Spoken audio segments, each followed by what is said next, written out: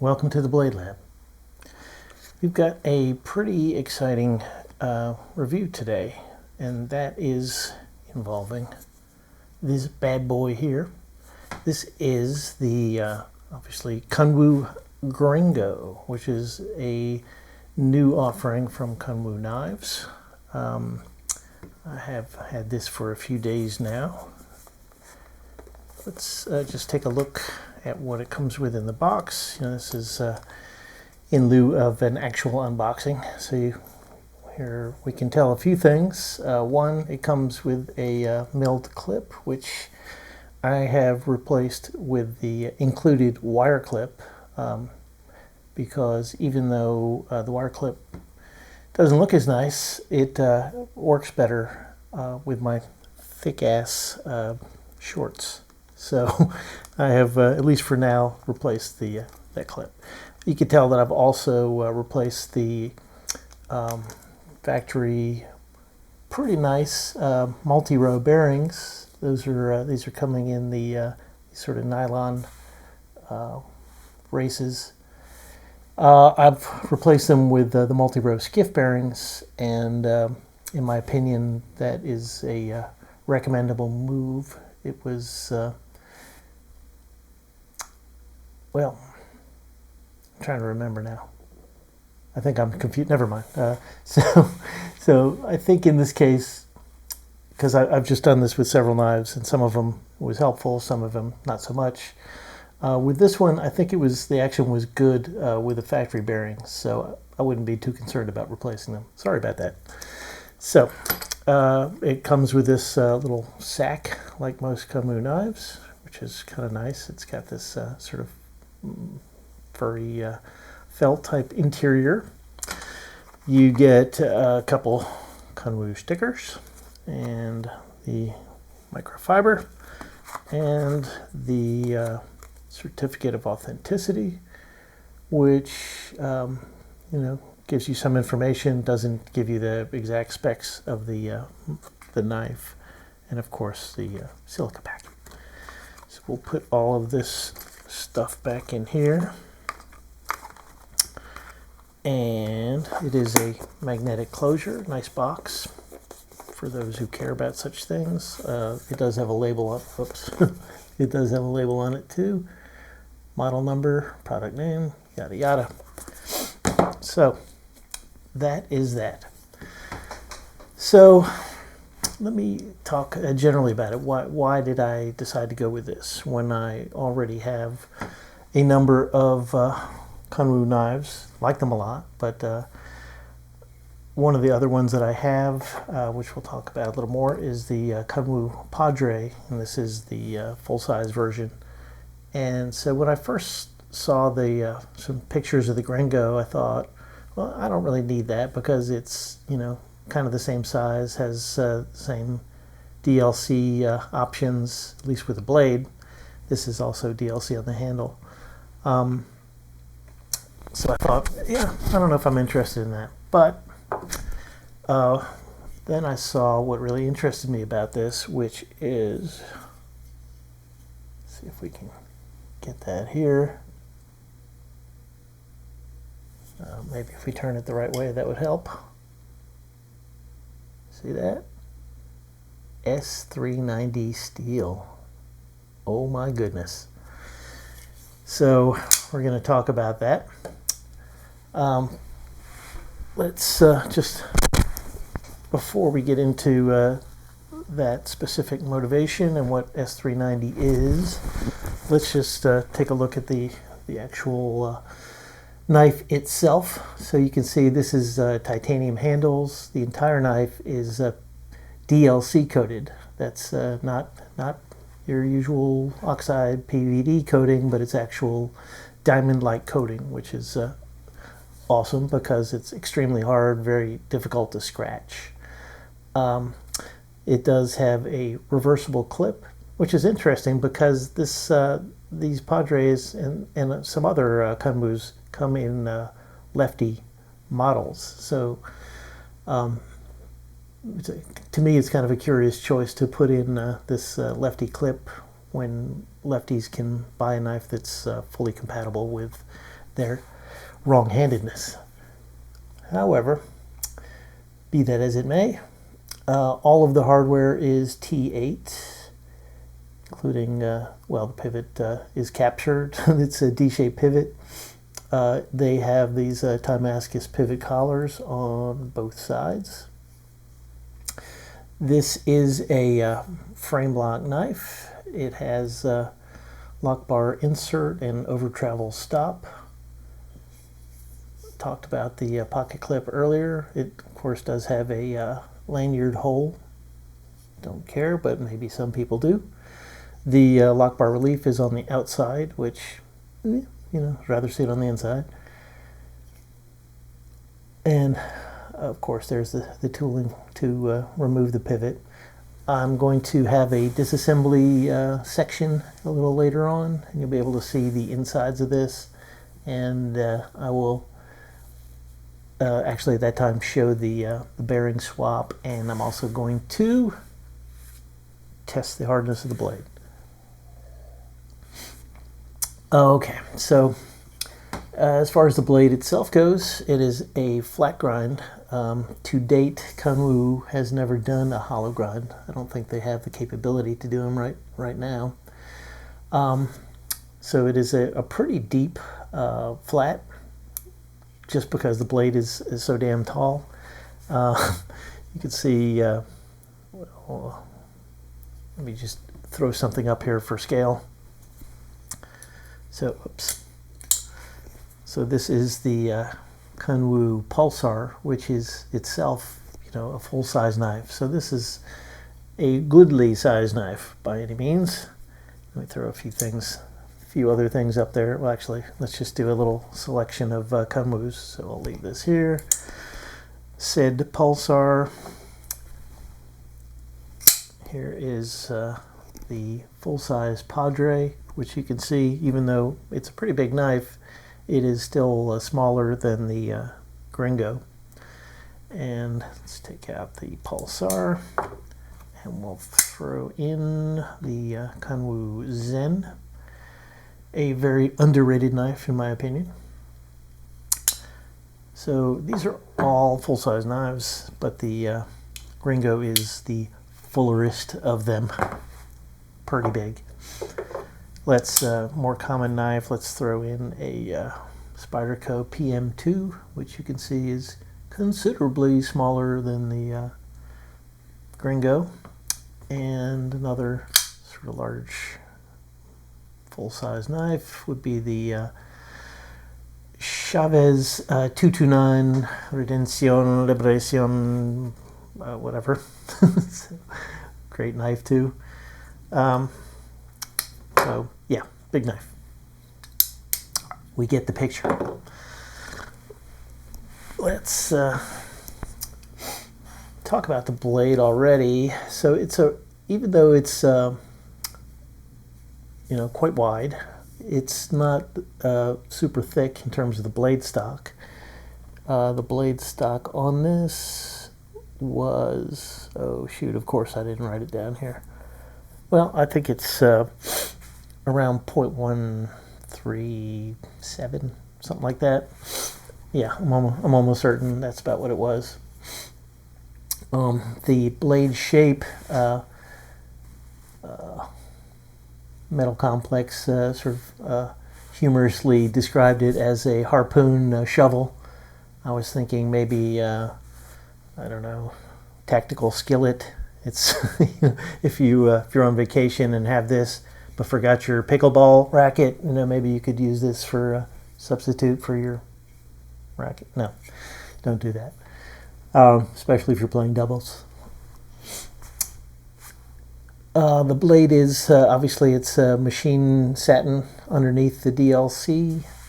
That's one sort of characteristic of real DLC.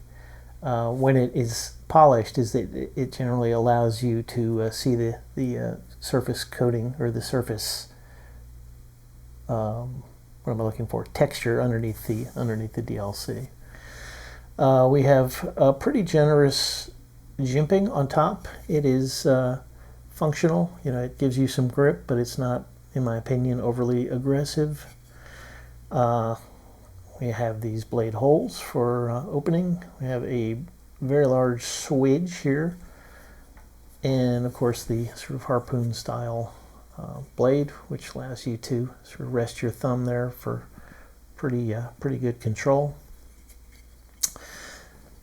The knife came from the factory with a really good edge. You know, I'd say top 5% of all the edges that I've tested. If you're familiar with the best tester, I believe it came in at about a 110 best. So yeah, that was quite good for a factory edge, at least.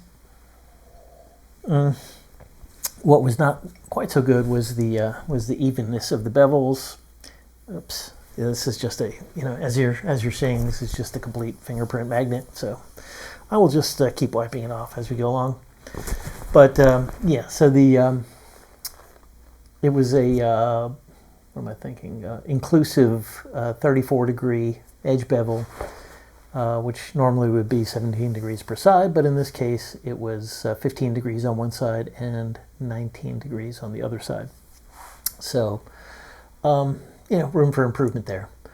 I have, because I am extremely anal and a sharpening guy, I had to put my own edge on it, even though the factory edge was already pretty darn good. So now I have, what did I put on here? 16 degrees per side, and you can see it's even now. It was not this is not super thin behind the edge. I believe from the factory I measured it at about 20 thousandths, and now as it sits at 16 degrees per side, it is about 22 thousandths behind the edge. So not bad, but not great either. Pretty, you know, it's decent because this is, you know, this is a sort of a bigger, more of a, you know, sort of robust use knife. So I wouldn't expect it to be, you know, razor thin behind the edge, although I would rather that it would be. Anyway, so let's talk about the handle section more than we already have. Obviously, this is it's got a very cool texture on it. I forget exactly what he calls this. Dewdrop, I think. It's like a, you know, a melon, you know, cantaloupe or honeydew melon type texture. It definitely gives you some grip, but it's not going to abrade your skin at all. Would have been preferable if they'd had a flat spot under the scale here. I'm kind of surprised they missed that. That seems like a kind of an own goal. I know they were working with, speaking of Metal Complex, working with him on his knife that's on pre-order, and one of the things he called for was a bald spot under the clip, so it's not like something that they weren't, concept they weren't familiar with. So that probably makes the in and out of pocket experience worse with the milled clip that comes installed than it would otherwise be, and I think there may also be some interference with the lock bar cutout, and the clip is kind of stiff. So it works fine, like in regular jeans, or, you know, sort of normal to thin seams, thick seams. I was finding it kind of a two-hand operation, so not cool. I didn't try to bend it out. That would probably take care of the problem, but then you would probably also have the sort of a tappy problem, which I don't like either. Be that as it may. Let's talk about the ergonomics. So yeah, very comfortable in hand. It's obviously we've sort of beaten to death that it's a big knife, so I have sort of average size, large glove size hands. I have plenty of room if I'm back, you know, in the back part of the knife. It does have a good size, very comfortable finger choil. So that's also very comfortable, and, you know, obviously in that grip there's more than enough room. So if you have extra large hands and you don't mind holding a knife with a finger choil, then you should have more than enough room with this one. Let's now quickly move on to the action. The action is very good. The reverse flick works great. I find the Kunwu is also has very good action. I find this one a little better, the Gringo a little better on the reverse flick, just because you have a little more room to get your finger in, and that's probably also the case with the thumb flick. On the front flipper, on the other hand, although it works fine, I can certainly get it. I can even, might do some stretching exercises here, but I can sort of get the finger over. I can't quite get it this way because I can't get my other finger off the lock bar in order to do that, but I'm sure there are people who would be able to do that. So action is good. It's a nice crisp detent. It is fall shutty. Before I had put in the skiffs, it was definitely a little more lagging in the drop, a little more so than I liked. But that could be, and in fact, I would guess probably is a result of all of the sort of thickish lubrication that Kunwu had on the sort of all over the place, on the blade, on the bearings, on the everywhere, basically. And I think that's probably this lube, which they include. They've been including it in their boxes lately, without any sort of description as to what it is or what you should do with it. But basically what I do with it is just throw it aside because I don't find the lubrication very good out of the box. So I usually end up opening them up and cleaning them out and replacing them with 10 weight nano oil, which is kind of my go-to. So there is a backspacer here. It's hard to see. It almost looks like a clamshell design from a distance, but there actually is a backspacer, and it looks very sort of integral because the milling goes straight across the frame and the backspacer. Pretty cool look, and it wraps around here. Tip protection is okay. I can, if I sort of poke my finger in there, I can get the tip. Not something I have ever actually done. And so as long as you're carrying it on the proper side of your pocket, which means, if you're righty, carrying it on the right side, when you put it in your pocket, it's going to obviously sort of go in like this, and the blade is going to be sort of facing the side of your pocket, not where you would be putting your hand down to grab something else in the pocket, if you're the type of person who puts other stuff in your knife pocket. And if you are that sort of person, you probably shouldn't be here. Just kidding. I don't, though.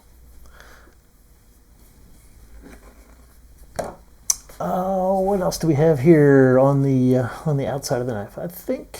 Oh yeah. Okay. Let's talk about the lock bar access. You can see that it is chamfered kind of on both sides. Gives you a pretty good amount of room. Trying to see.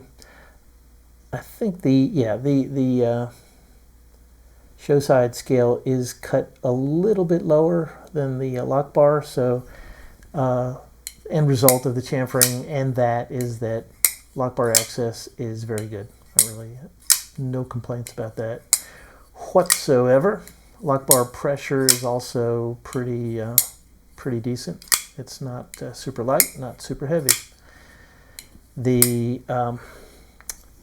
knife, I've obviously opened it up and done some work to it, but it is presently centered, and it came centered. The lockup is, I would say, what would you call that? 40%? Kind of hard to tell under the camera. Anyway, it's good. Lockup is rock solid. It was before I replaced the bearings too. There's no up down, no side to side.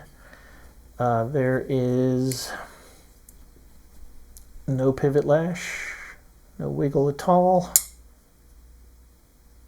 There is no detent lash either.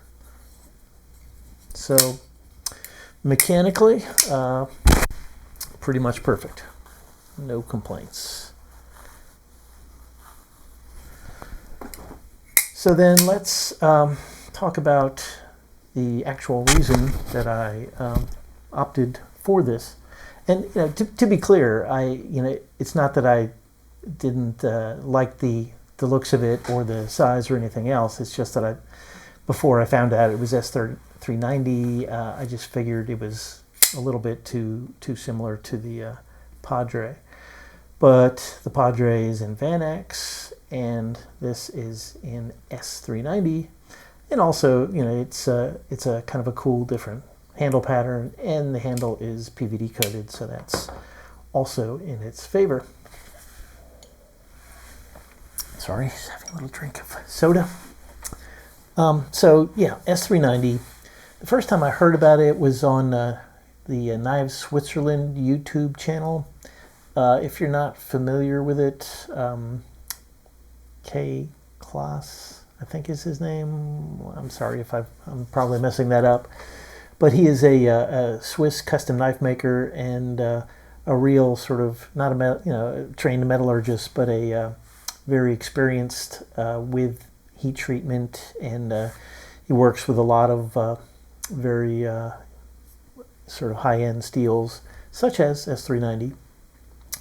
And he was kind of raving about it. And I had also seen, there's another YouTuber, I believe his name is Outpost 66, Outpost something or other.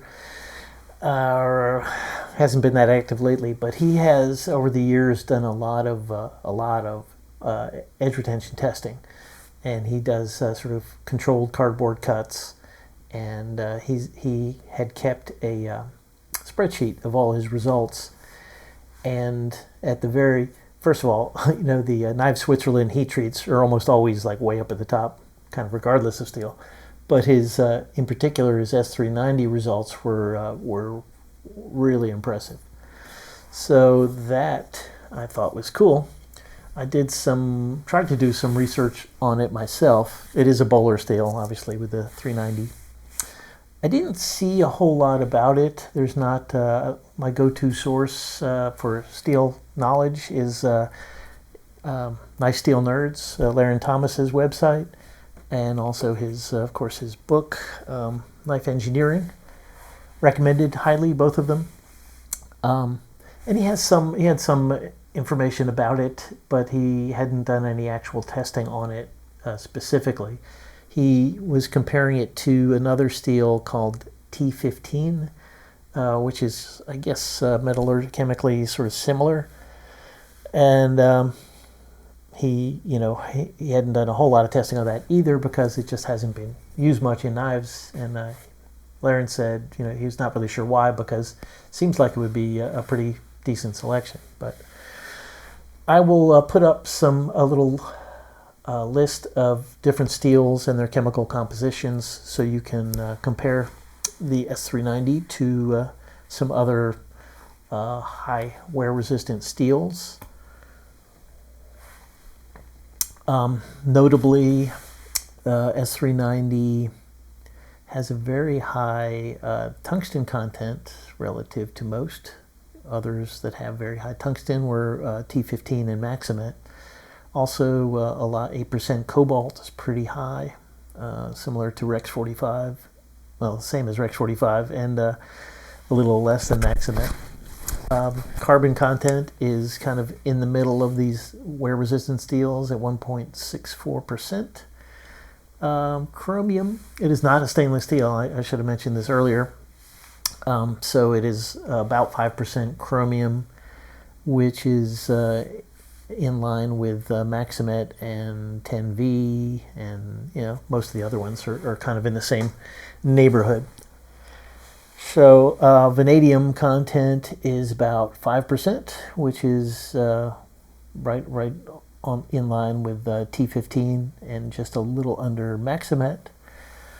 So from this, we should be getting the idea that it's going to have pretty good edge retention. It's not going to be very corrosion resistant.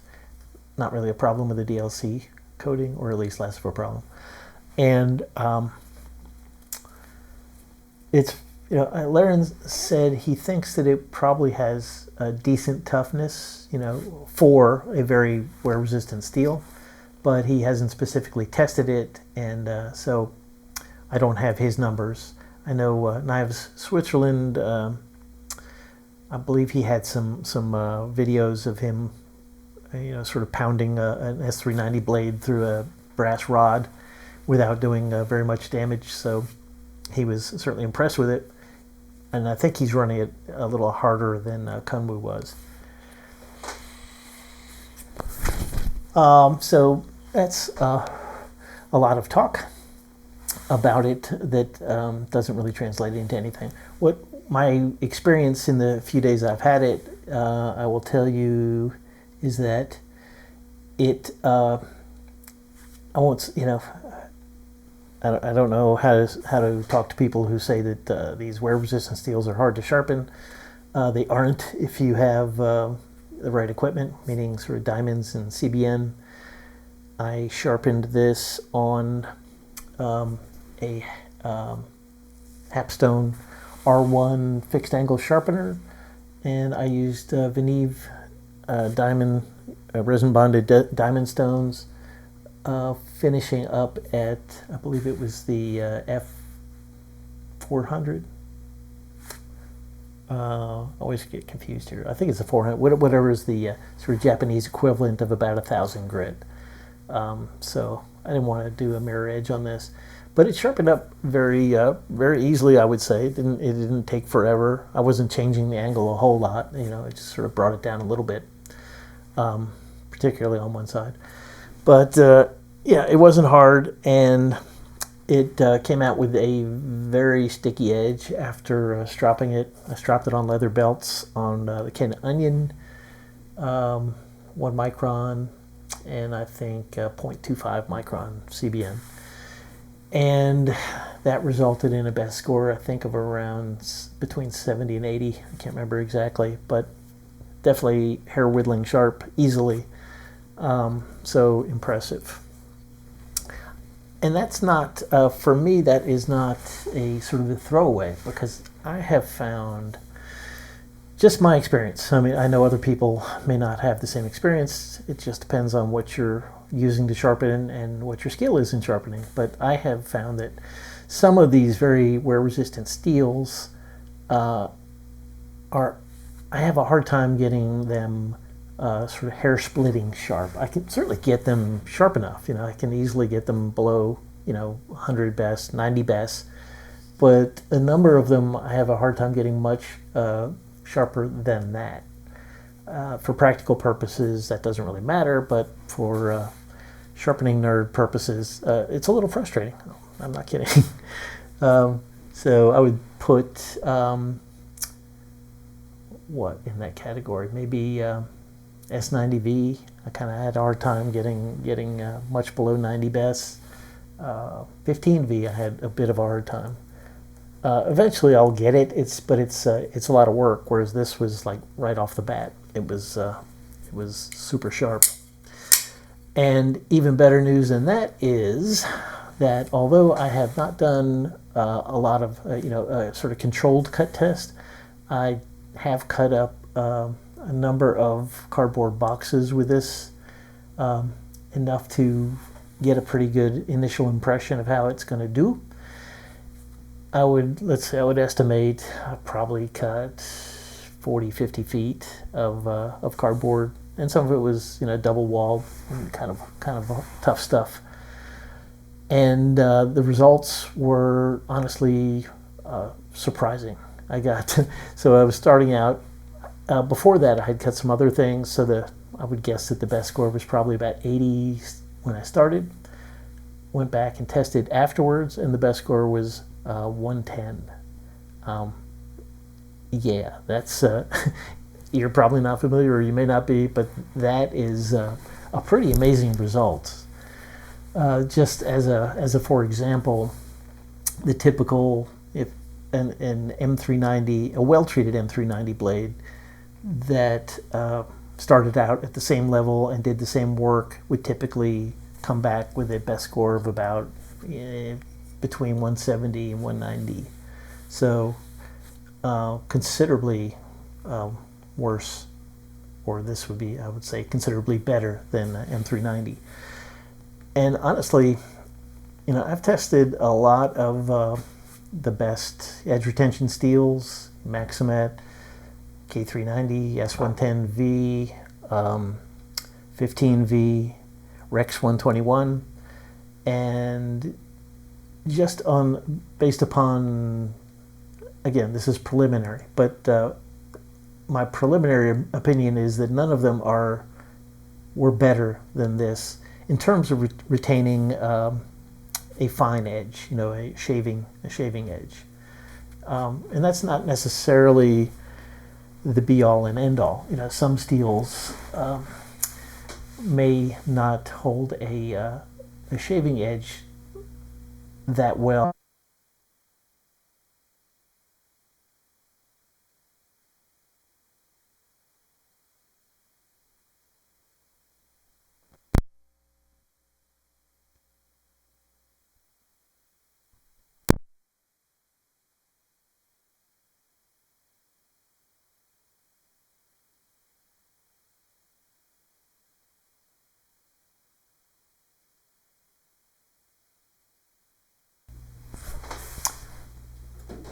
Sorry about that. My mic battery just ran out, so I am now plugged in. Anyway, so yeah, really encouraging results from this. I should also say that the advertised hardness range from Kunwu on this is what did they list it at? 65 to 67 HRC. I tested this blade and it came in at 66.3, so yeah, right in their range and a little bit on the higher end, so fantastic. Really happy about that. I think that is about all I have to say for this knife. I would say that sorry, talking about the testing again. So yeah, just let me give you a description of how it cuts, since I did do some cardboard cutting with it, and the answer is great. Even though it's a little bit thicker than average, the grind is high enough, and it's relatively thin behind the edge, and because it holds a good edge, it cut really well. I was surprised how well it cut, actually. And I think it probably helps on this particular model because of the DLC, which is quite slippery. It's got a pretty low drag coefficient. Excuse me. The other option for this is they have a stonewash blade and stonewash handles. Love the looks of that. I haven't actually done a comparison, so I can't say, but probably will give you a little bit more resistance than the DLC for cutting, but I doubt it's a significant difference. And that is almost the end of it. I'm just going to do one more thing and just give you some exact dimensions. So the overall length is 8 5/8 inches. The blade length is 3 5/8 inches. Cutting edge is 3 3/8 inches. The weight, interestingly, Kunwu lists the weight at 6.27 ounces. This one weighs 5.95 ounces, or 168 grams. So a little on the chunky, heavy side, but it doesn't bother me. It's it's kind of at the upper end of the range that I will carry, but it's in the range, so it just sort of depends on what your preferences are. And that, my friends, is going to wrap it up. I hope you enjoyed the review. If you like this and similar reviews and sort of sharpening and steel talk, amateur steel talk, please subscribe and like the video. Hit that little thumbs up sign at the bottom. That would help me out a lot. Take care, y'all. Have a good holidays. I will see you before then, but have a good weekend.